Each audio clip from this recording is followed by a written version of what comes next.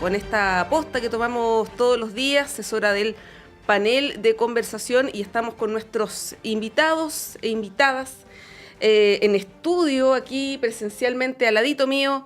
Andrés Palma, con un currículum bien largo, siempre digo que no lo voy a mencionar, pero termino haciéndolo. Exdiputado, exministro, militante de la democracia cristiana, profesor universitario también. Andrés, ¿cómo estás? Buen día. Bien, por lo menos el día es primaveral, así que uno puede sentirse mejor. Sí, pues la última vez estaba lloviendo, me Estaba acuerdo. lloviendo, sí. Exactamente. Bueno, y tenemos telemáticamente a Lorena Meneses, Lorena, secretaria general de Convergencia Social. Lorena, ¿cómo estás? Buen día. Hola, buenos días. Gracias por la invitación.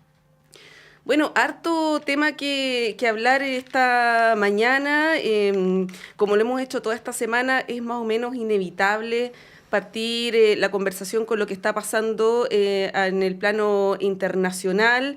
Y esta advertencia o este anuncio que hizo Israel de dar 24 horas a los habitantes, a los civiles habitantes de la Franja de Gaza para que evacúen ante un ataque terrestre inminente que va a ser bien catastrófico, ¿no? Por su parte, desde Hamas plantearon que esto, les plantearon, ¿no?, a la población que reside ahí, que esto es una manipulación y que tienen que mantenerse en sus hogares, ¿no? Y la ONU plantea que es imposible una evacuación de esas características. Estamos hablando más de 1 millón de personas en 24 horas, algo difícil de poder concretar. Y lo que estamos viendo, lo que hemos visto desde el sábado en adelante, es que son los civiles los que están pagando los costos de esta guerra, ¿no? Guerra asimétrica, como dijo acá en la radio Gilberto Aranda. Andrés, te cedo la palabra si es que tienes algún comentario, reflexión respecto de lo que está pasando. No, comentario no, reflexión, es terrible. Es terrible lo que ha pasado en toda esta semana.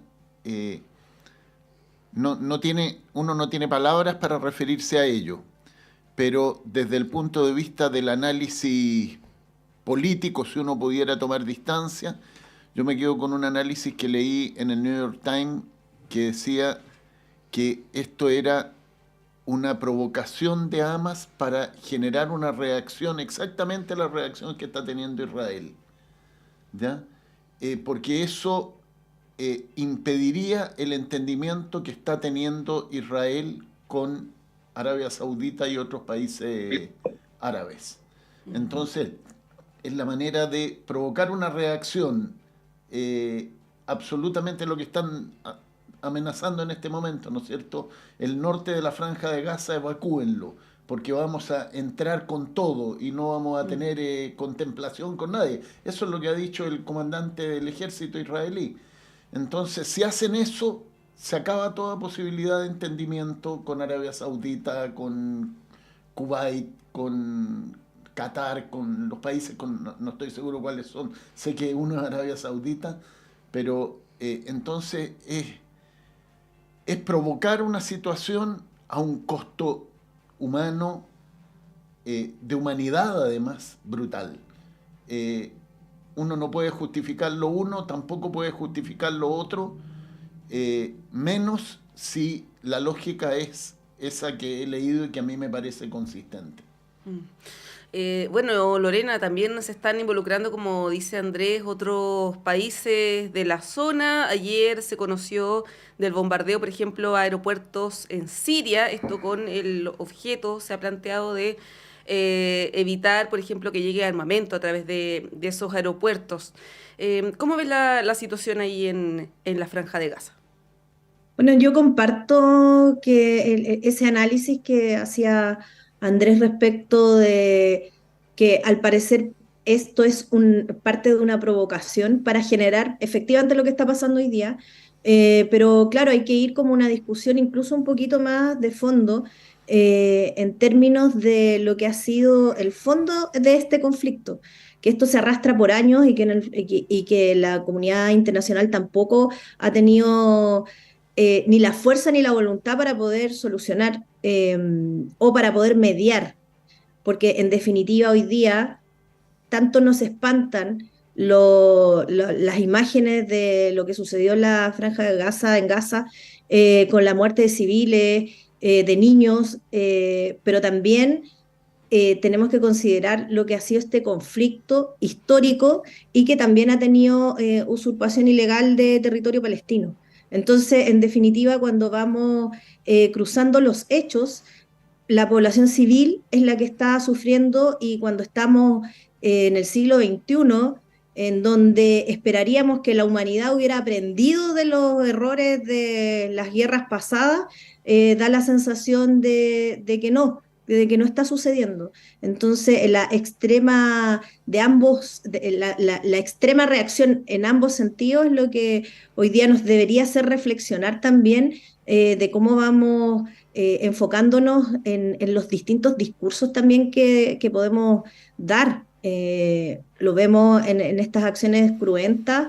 Yo creo que no hay palabras para describir el dolor que como humanidad debiéramos sentir. Sí, ahora a propósito de la provocación que mencionas, Andrés, cuesta entender cuál es la estrategia que hay detrás por parte de Hamás, porque era bien previsible que iba a haber una reacción como la que está ocurriendo por parte de Israel, que esto iba a impedir cualquier entendimiento entre las partes, por ejemplo, para conformar un poco lo que aspira la causa palestina, ¿no? De poder como convivir en ese territorio o finalizar la ocupación ilegal que está ejerciendo Israel.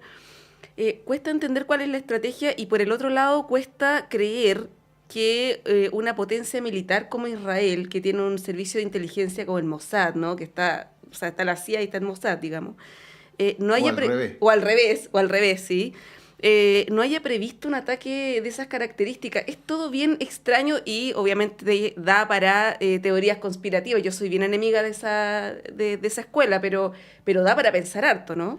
Es todo bien extraño, sin duda alguna. Uno, o sea, bueno, en el mismo Israel, ¿no es cierto? Hoy día todo el mundo pone en cuestión qué pasó, por qué los servicios de inteligencia no funcionaron. Pero también en el New York Times hubo otro artículo que decía que la virulencia de la reacción se gatillaba por una fotografía publicada en un diario israelita. No sé si tú viste la noticia. No, esa no. Resulta que uno de los ministros, no sé de qué materia del gabinete israelí, fue a una reunión internacional a Riad, en Arabia Saudita, y tomaron una foto de el ministro con un rabino en una habitación con de fondo la ciudad de Riad. Ya. Pero el ministro estaba haciendo la oración, leyendo el Talmud, no sé, con el rabino. Entonces eso, según este analista del New York Times, era una provocación brutal para el mundo musulmán, porque era como decir, nosotros los judíos podemos ir al territorio sagrado de los musulmanes y es como ocuparlo de alguna manera, ya violar la intimidad del mundo musulmán. Entonces, este analista decía, eso, o sea, sin duda esto no es improvisado este ataque, pero la virulencia del ataque puede haberse gatillado por esta provocación al alma del etos musulmán. Ya, bueno, puede ser también, ¿ah? De cómo funciona la lógica de estos grupos fundamentalistas, es algo que no habría que descartar. Lorena. Yo en eso igual distinguiría que jamás no es el Estado palestino, digamos, o sea, en el fondo que de repente no se hace esa distinción tan claramente. Jamás se caracterizó por instalarse a través de todo lo que fueron estos atentados suicidas, digamos. Entonces, se han mostrado siempre como una facción extremista fundamentalista y que en el fondo no tiene que ver en sí mismo con lo que estaba trabajando ya el Estado palestino para la recuperación también de su territorio. Entonces, yo creo que debería haber un análisis como diferenciado de lo que es el conflicto en sí con las reacciones o con estos ataques que emprendió Hamás en la zona, digamos, donde se hicieron los ataques a civiles ahora, que en verdad son, claro, uno como que se queda sin palabras en verdad de lo que sucedió ahí, de este ataque a los civiles. Y hoy día cuando Israel amenaza, ya lo dijo Naciones Unidas, o sea, evacuar 1.100.000 personas en el tan poco tiempo va a generar además una grave crisis en el lugar, digamos, una crisis humanitaria importante. Bueno, quiero llevarlas. ¿Puedo decir Sí, una cosita? Andrés.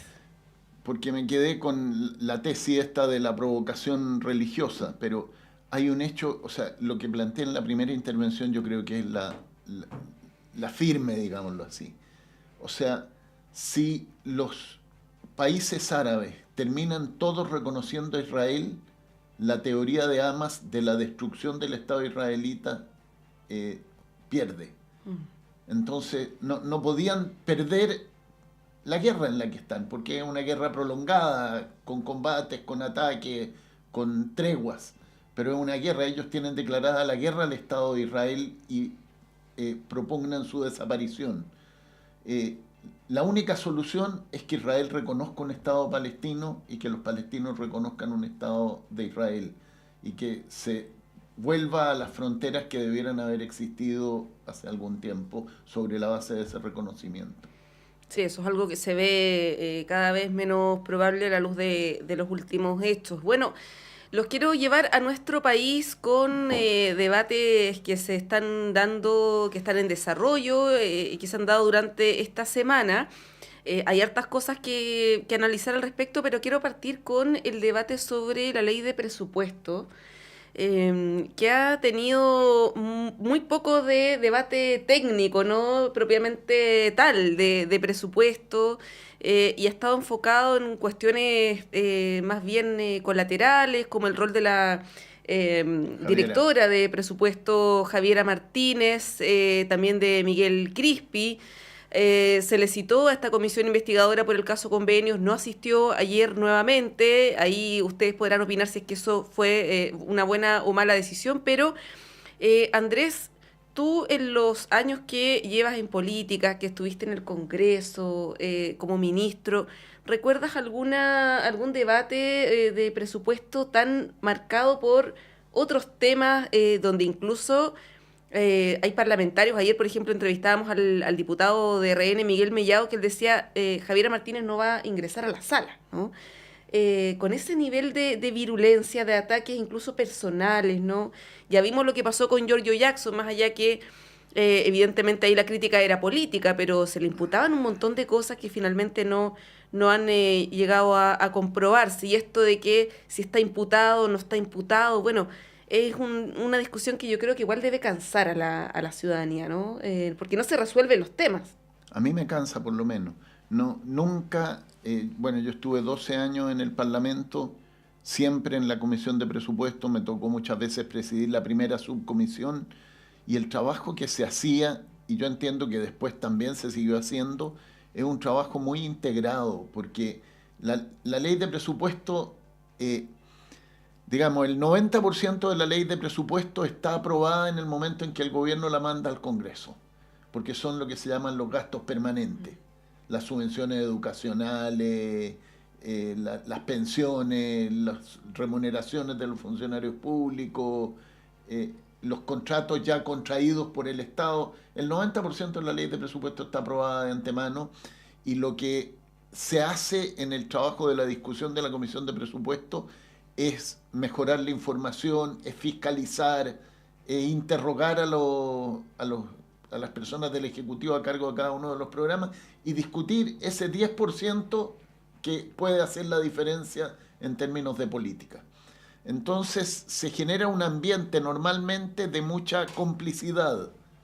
Y finalmente, desde el año 90 y aproximadamente el año 95, se suscribe al término de la discusión o durante la discusión un protocolo de despacho de la ley de presupuesto. Y se suscribe entre las fuerzas de gobierno y las fuerzas de oposición en el Parlamento, más el gobierno. Y ahí hay una serie de medidas que se van adoptando diciendo vamos a mejorar esto en el país el próximo año. Entonces el ambiente siempre ha sido, en la experiencia que yo tengo y por lo que he leído y seguido después de que dejé el Parlamento hace ya más de 12 años, ya, siempre ha sido un ambiente muy dialogante, muy de búsqueda de entendimiento, y hay entendimientos muy cruzados, porque, qué sé yo, los parlamentarios de la región de la Araucanía, entonces se unen en la bancada de la Araucanía para apoyar determinadas medidas en el presupuesto, o los de la región del Maule, en fin. Entonces, este ambiente que se ha creado ahora de crispación, de censura a la directora de presupuesto, es algo nunca visto antes y yo creo que puede perjudicar la tramitación de la ley de presupuesto. Sí, yo tenía esa misma impresión. Ahora, antes de ir con Lorena, Andrés, ¿qué impresión, qué opinión te merece el trabajo que ha hecho la directora de presupuesto? El ministro Marcel dijo, es la mejor directora que hemos tenido desde la vuelta a la democracia, incluyéndose a él mismo, pero en general, porque es un cargo bien técnico, ¿no? Es un cargo muy técnico. Yo podría poner en categorías de peores directores de presupuesto, pero no me atrevo a decir cuáles son los mejores, ¿ya? Pero además es un cargo técnico respaldado por un equipo que es el equipo de la dirección de presupuesto, que es un equipo hiperprofesional. Cuando yo digo yo fui parlamentario 12 años, el 80% de los sectorialistas con los que me tocó trabajar venían de tiempos de la dictadura y 12 años después seguían siendo sectorialistas. Ya son gente muy profesional, que independiente, evidentemente todos ellos tienen sus opciones políticas, etcétera, pero ellos trabajan para la dirección de presupuesto. Entonces, un director de presupuesto trabaja con un equipo muy profesional y en ese sentido yo me atrevo a decir que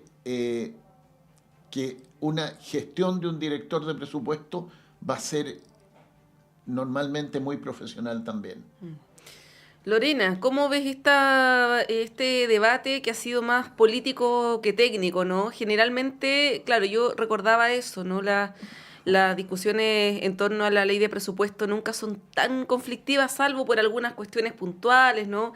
Y más comunicacionales que otra cosa, pero ahora que esté el debate centrado en la directora de presupuesto, yo no me acordaba de eso, y en el tema del caso convenio, que se vuelva a apuntar con el dedo a un partido político cuando, lo hemos dicho acá, esto ha afectado de manera bastante transversal a la política, ¿no? Y las regulaciones tienen que hacerse justamente en el Congreso. Entonces, en vez de ser proactivos en eso, se está viendo una cuestión que es más bien cosmética, quizás. Bueno, ¿cómo ves tú este debate? Mira, lo que he estado pensando, lo pensaba hoy día en la mañana escuchando una entrevista de Ignacio Briones, que parece ser que cierto sector de la derecha nos está acostumbrando a sacarnos del foco de lo importante, porque en definitiva, tal como decía, no se ha hablado nada de presupuesto. Y me venía acordando si recordaba los nombres de los directores o directoras de presupuesto anteriores, y la verdad es que no vi tampoco un debate en torno a esa figura, más que sobre lo que es las partidas presupuestarias o el debate técnico que incluso nunca llega tan detalladamente a la ciudadanía.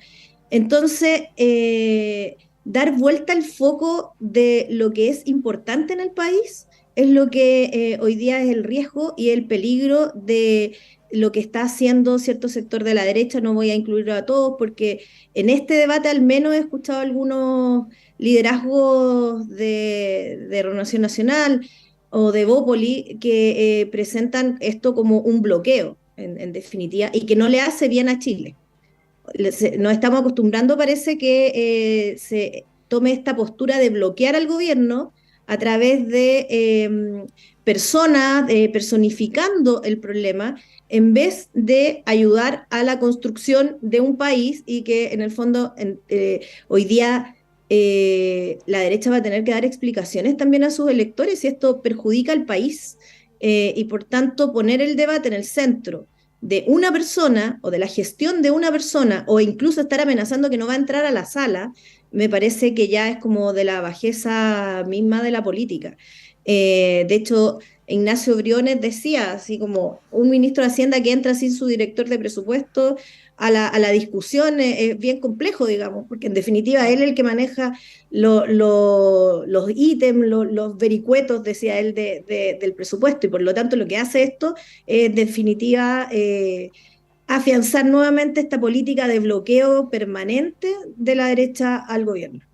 Sí, pues bueno, ayer ya bajaron un poco los ánimos, por lo menos en la oposición. El día miércoles se estaba pidiendo la renuncia. De hecho, un punto de prensa allá en el Congreso de parlamentarios opositores pidiendo que diera un paso al costado, y ayer ya los diputados de derecha estaban señalando que no querían, incluyendo el diputado Mellado con el que conversamos ayer, que ella estuviera como en una primera línea, ¿no? Más allá de que renunciara o no, porque es bien contraproducente una discusión de presupuesto sin el director de presupuesto. Además que en ese 10% que es lo que se discute, se hace mucha negociación de intereses de los parlamentarios, ya de intereses de la ciudadanía que los parlamentarios llevan a la discusión. Y eso lo tienen que negociar con el director de presupuesto, no con el ministro de Hacienda. El ministro de Hacienda trabaja los grandes números, pero el aterrizaje en programas concretos, si yo quiero, siempre se dice, sacó un puente.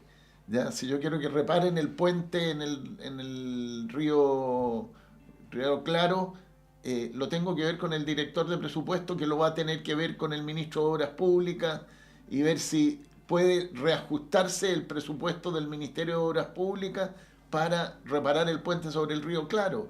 Entonces, decir, oye, que no entre a la sala es no ubicarse tampoco en el propio trabajo parlamentario.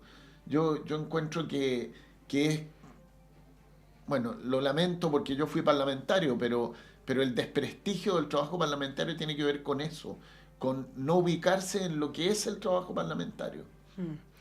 Bueno, otra cosa que me llamó la atención a propósito de este debate, lo podemos comentar a la vuelta porque nos tenemos que ir a una pausa, pero ayer en el contexto de esta comisión investigadora por el caso Convenios se acordó un acuerdo de los comités de oficiar a Contraloría por las ausencias de Miguel Crispi a la instancia, y eso no es lo novedoso, ¿no? Sino que esto fue con votos a favor de parlamentarios oficialistas, por ejemplo, el diputado Marco Ilavaca del Partido Socialista y también Raúl Soto del PPD. Ese es el clima que se está dando ahí en la Cámara de Diputados y Diputadas. Tenemos que irnos a una pausa cuando son las 9:02. A la vuelta, Lorena puede referirte a este tema y a otros que obviamente vamos a estar conversando después de la pausa. Vamos y volvemos.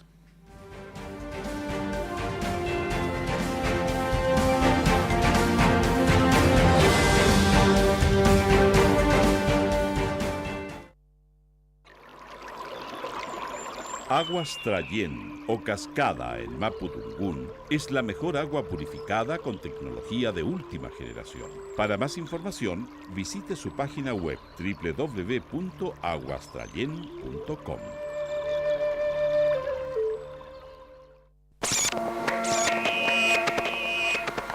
Perdidos en el espacio.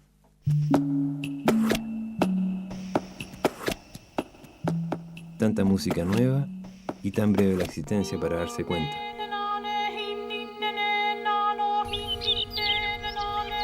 Perdidos en el espacio.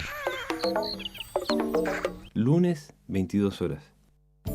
Hola, soy el periodista y locutor Luis Hernán Schwaner y quiero invitarles a compartir cada viernes a través de Radio Universidad de Chile el Último Café. El Último Café, cada viernes a las 22 horas en Radio Universidad de Chile, 102.5 FM y en nuestra señal online en www.radio.uchile.cl. Recuerde, El Último Café, cada viernes a las 22 horas en la radio que piensa. Usted está invitadísimo a compartir con nosotros El último café.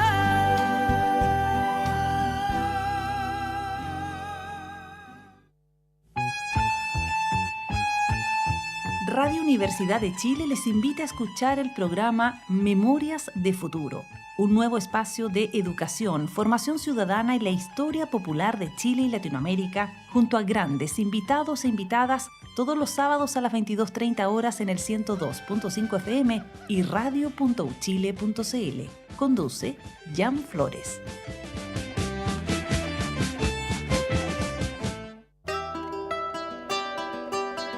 Radio Universidad de Chile te invita a escuchar cada miércoles a las 16 horas Rocadictos.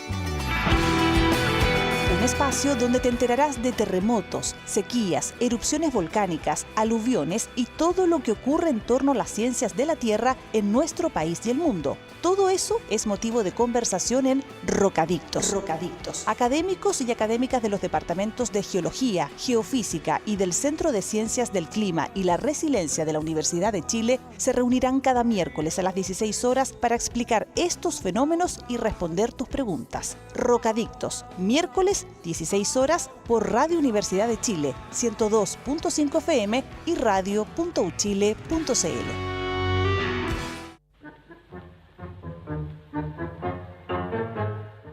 Mano a mano con el tango, con los NIN, usted ya lo sabe, todos los sábados de 10 a 11 de la mañana, por supuesto aquí en Radio Universidad de Chile, 102.5 de la frecuencia modulada. No se olviden, todos los sábados de 10 a 11 de la mañana, mano a mano con el tango.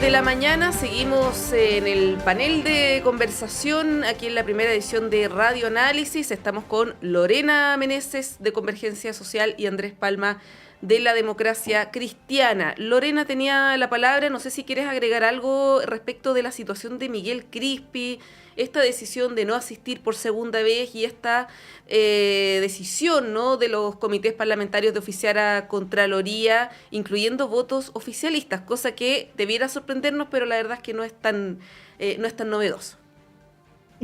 Sí, mira, yo creo que acá el tema no se trata de él. Finalmente lo que tenemos es básicamente la misma línea que atacó a Giorgio Jackson en su minuto y que hasta el día de hoy, ustedes saben, no se ha demostrado nada, no había nada, digamos, y se llevó a un terreno político que finalmente lo trata de hacer responsable de situaciones en las que ni siquiera está involucrado. Y en lo personal creo que el tema de Miguel Crispi tiene la misma línea, como show político en el cual se va generando esta cierta nube de duda, digamos, y que en definitiva no lleva a nada porque no hay pruebas, no hay imputaciones, no hay nada, digamos. Entonces, la verdad es que creo que una vez más ahí la derecha se va a tener que hacer responsable en algún minuto de estas show políticos, mediáticos, no sé cómo decirlo en verdad, pero me da la sensación de que es la misma política del show de presupuesto contra Javiera Martínez, Giorgio Jackson en su minuto, y así, y vendrán otras, porque al parecer es la política de desprestigio y de golpe que están instalando permanentemente contra el gobierno. Bueno, y da la coincidencia, Lorena, Andrés, que son todos militantes del mismo partido, de Revolución Democrática. Ahora, ayer Miguel Crispi no asistió a la comisión, pero sí envió un documento detallado, un poco con las inquietudes que tenían los parlamentarios. No sé si tienes algo que agregar, Andrés. No, lo que conversábamos, yo creo que es bueno para los auditores, lo que conversamos en la pausa, sí. En la pausa, es decir, que los funcionarios públicos tienen, hoy día la ley les obliga a ir si son citados al Congreso, pero aparentemente Miguel Crispi es un funcionario a honorarios, sí. Entonces no es funcionario público de planta o de contrata y estaría en discusión si tiene la obligación de ir o no ir, y yo entiendo que esa es la consulta que se hace a la Contraloría. Y si esa es la consulta, si un funcionario honorario debe considerarse obligado a ir o no obligado a ir, a mí me parece una consulta pertinente. Pero en este caso yo creo hay la búsqueda de ponerle más bombita a Revolución Democrática, que se entendió siempre como el corazón del Frente Amplio. Y entonces Jackson, Crispi, la Javiera... Yo digo, José Miguel y la Javiera trabajaron conmigo en el Ministerio de Educación, así que los conozco bastante bien. Y yo creo que hay un objetivo de poner a Revolución Democrática en la palestra, porque parece, según todo indica, ¿no es cierto?, algunos militantes de Revolución Democrática metieron las manos, además de... en donde no debían. Bueno, es un tema que está ahí también en desarrollo, como lo que les voy a plantear a continuación, que tiene que ver con el proceso constitucional. Ayer estuvieron hasta tarde votando, hasta pasadas las 12 de la noche, con consomé incluido, ¿no? Muchos de ellos no pudieron ni siquiera ver, lamentablemente, el partido de Chile-Perú. O sea, lamentablemente no pudieron ver el partido, porque el partido fue malito, pero el resultado fue bueno, que es lo importante en el fútbol, sí. Lo importante es ganar en esta pasada. Así es. En el fútbol. En el fútbol, exacto. Por eso dije en esta pasada. Bueno, hoy día siguen las votaciones, porque ayer, terminaron tarde. Se esperaba que fuera una votación de madrugada, pero finalmente van a terminar el día de hoy, y lo que ya sabemos que va a quedar en el texto, a la espera de que si es que ocurre o no una conformación de comisión mixta, es que se eliminó, por ejemplo, la norma que termina con las contribuciones. También se suprimió la objeción de conciencia y se mantuvo, porque ninguno de las dos fuerzas políticas tuvo la mayoría, que eran las 14 votos. Se mantuvo la redacción de la protección de la vida de quien está por nacer. Pero en los sustantivos se mantiene mucho de lo que emanó del Consejo, ¿no? Lorena, ¿cómo ves esto cuando ya quedan pocas semanas para que el texto se entregue y ya finalice este proceso, ¿no? Ahí a principios de noviembre, y las fuerzas políticas ya se van formando su opinión y van tomando posiciones, más allá que obviamente lo esperable es que esté el texto ya con la redacción final.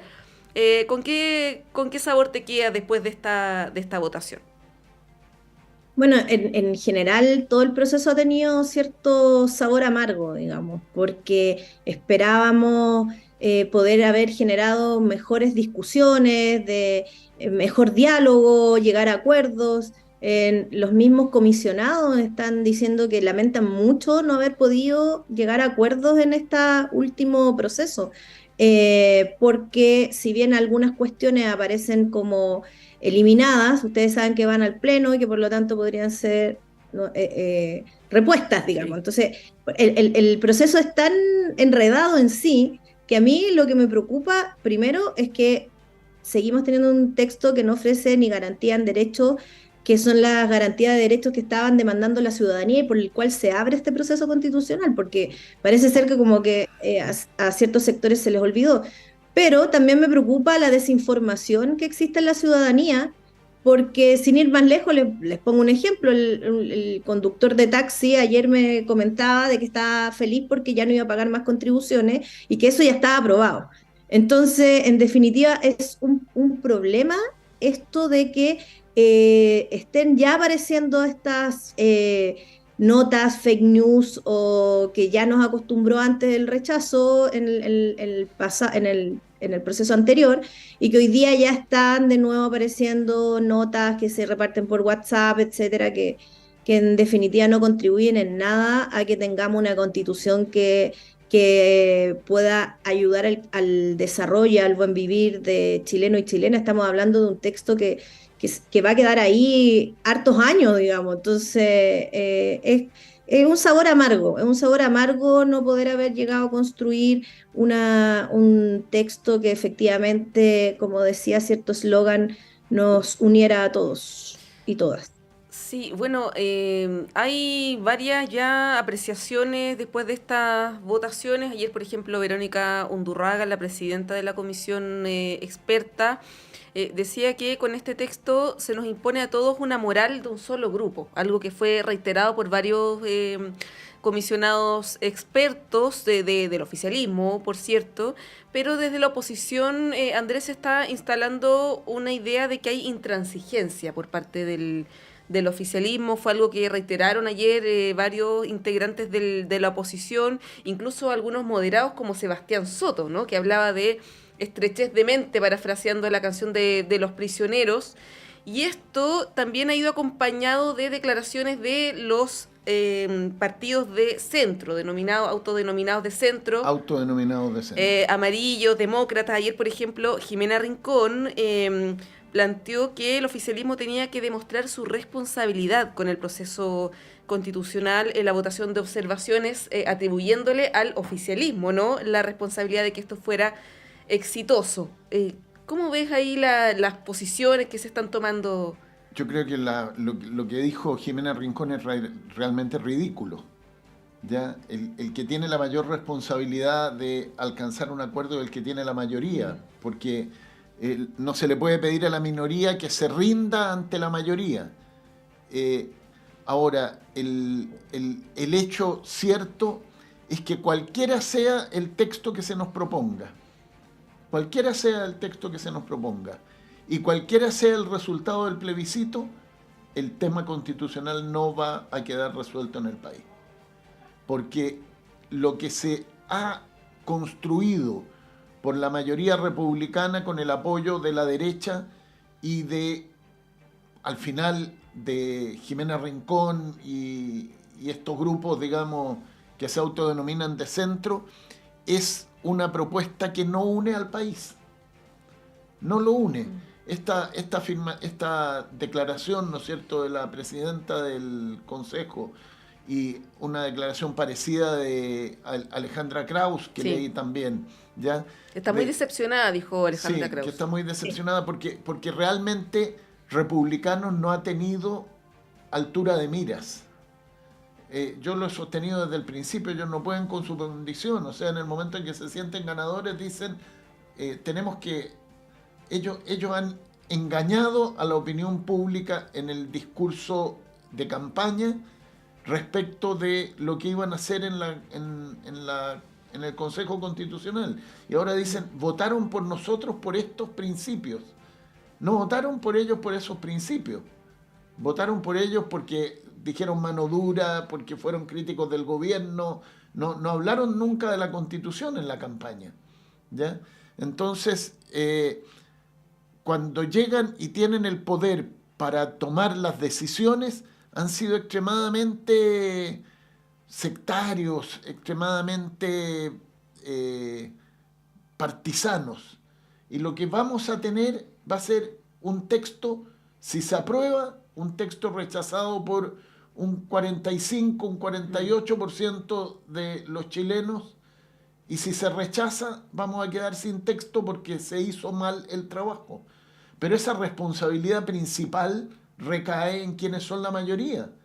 Cuando uno, a propósito de los 50 años del golpe de Estado, uno dice, el gobierno de la Unidad Popular la principal responsabilidad de gobernar en el gobierno de la Unidad Popular la tenía la Unidad Popular. ¿Ya? O sea, hoy día nadie dice es responsabilidad de la oposición la política del gobierno. No es responsabilidad de la oposición, es responsabilidad de quien tiene la mayoría, de quien tiene el poder. Y en el Consejo Constitucional la mayoría la tiene la derecha. Entonces, si la derecha está dispuesta a buscar acuerdos con la centroizquierda, van a haber posibilidades de acuerdo en esa instancia. Pero la derecha no tuvo esa disposición. Y tanto así que en la comisión experta no hubo ni siquiera, pese a todo el esfuerzo de negociación, no hubo la posibilidad de presentar indicaciones en conjunto. Entonces, la responsabilidad es de la mayoría y no es de la minoría en este caso. Sí, bueno, Lorena, decíamos los días previos que estas eran horas cruciales en el proceso porque era el momento de hacer los cambios y de ver si es que esto podía cambiar de dirección o no. Lo que vemos con lo que se ha ido aprobando y bueno, con la imposibilidad que mencionaba Andrés de llegar a acuerdo en el Consejo de Expertos, es que no va a haber mayores modificaciones. Entre ellas, que es un tema sensible para los sectores de izquierda o progresistas, está todo lo relativo a la libertad de elegir, ¿no? Que algunos dicen que consolida los sistemas, más allá de si son ISAPRE, AFP, ¿no? Pero los sistemas como los que tenemos o conocemos actualmente, de salud, de educación y de pensiones. Y el tema de la vida de quien está por nacer es discutible. Hay algunos abogados que han dicho que esto no alteraría la ley de aborto en 3 causales, como Carlos Peña, pero Jorge Corrasutil, por ejemplo, ha dicho todo lo contrario. Hay múltiples interpretaciones. Verónica Undurraga, el vicepresidente también de la comisión, Aldo Valle, ha dicho que él también tiene la sensación de que esto va a impedir el aborto en 3 causales. Por lo tanto, son temas muy sensibles y muy difíciles para la izquierda que pueda votar a favor, ¿no? Y yo creo que la suerte ya en esto está echada, más allá que faltan algunas semanas. ¿Cómo ves tú ahí al oficialismo, también como dirigente de un partido oficialista que tiene que empezar ahora a moverse, a mostrar las cartas, ¿no? Porque la campaña del a favor empezó hace varias semanas. Sí, mira, nosotros siempre hemos tenido la posición de que vamos a agotar todas las etapas del proceso, no nos vamos a restar de ninguna ni nos vamos a bajar del proceso que está en curso todavía, pero evidentemente hay cuestiones que son regresiones para la sociedad chilena. Sí, sí, eso es, digamos, ¿no? Esto no es una batalla ideológica de la izquierda, sino que tiene que ver cómo va evolucionando una sociedad completa. Y en tal sentido lo que nosotros estábamos buscando desde el principio era una constitución habilitante que nos permitiera que en el juego democrático se pudieran discutir ciertas cuestiones, ya fuera a través del Congreso, en materia de ley, etc. Mientras se sigan manteniendo cuestiones que para nosotros en verdad son complejas, porque por lo que te decía, no por una cuestión ideológica ni identitaria, sino porque son efectivamente regresiones, estamos alertas a lo que va a suceder finalmente.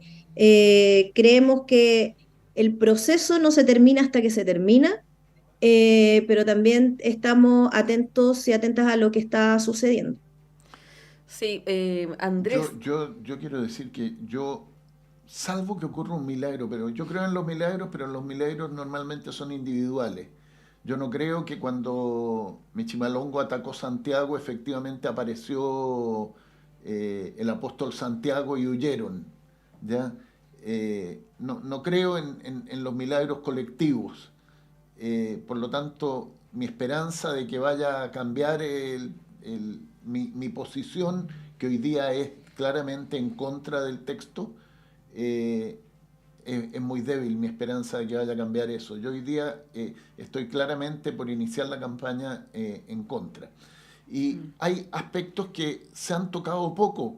Por ejemplo, en materia de educación, La actual Constitución y el texto propuesto por la Comisión de Expertos dice que el Estado debe garantizar un sistema gratuito para todos un sistema de educación gratuito desde el kindergarten ya hasta la enseñanza media. Debe garantizar un sistema de educación gratuito. Eso lo borraron en el texto. Lo reemplazaron porque se tiene que mantener el sistema de voucher. Entonces, ¿va a desaparecer la gratuidad del sistema educacional?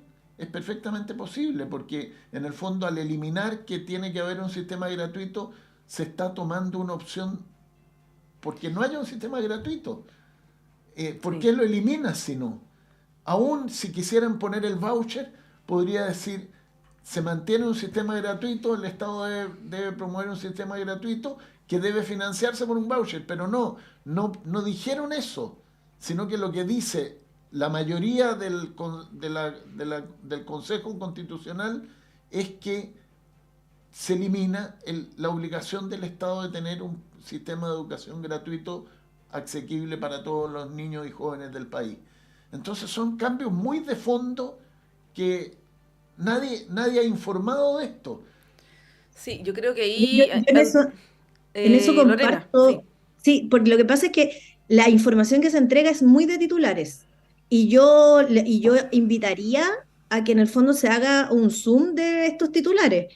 Porque, claro, ayer salió eliminado el tema de la objeción de conciencia institucional, porque lo que le dicen a la gente, usted va a poder elegir la educación de su hijo, pero no le dicen si es que la institución no quiere que su hijo esté en esa institución, digamos. Entonces, empezar a ver un poco más, abrir la mirada y empezar a ver esos pequeños detalles quizás que no aparecen en los grandes titulares, pero que son cambios profundos. O sea, yo creo que hace 30 años que los establecimientos educacionales podían discriminar a los niños porque los padres eran separados, porque profesaban tal o cual religión, digamos. Pero volver a instalarlo hoy día, por eso hablamos de esta regresión, que quizás suena como un discurso hecho o una frase cliché, pero en verdad lo que estamos diciendo es cómo todas estas cuestiones van quedando, que son pequeñitas, pero que en definitiva están haciendo que el país retroceda en una evolución que es de la sociedad moderna, digamos. En el tema del quién está por nacer o del que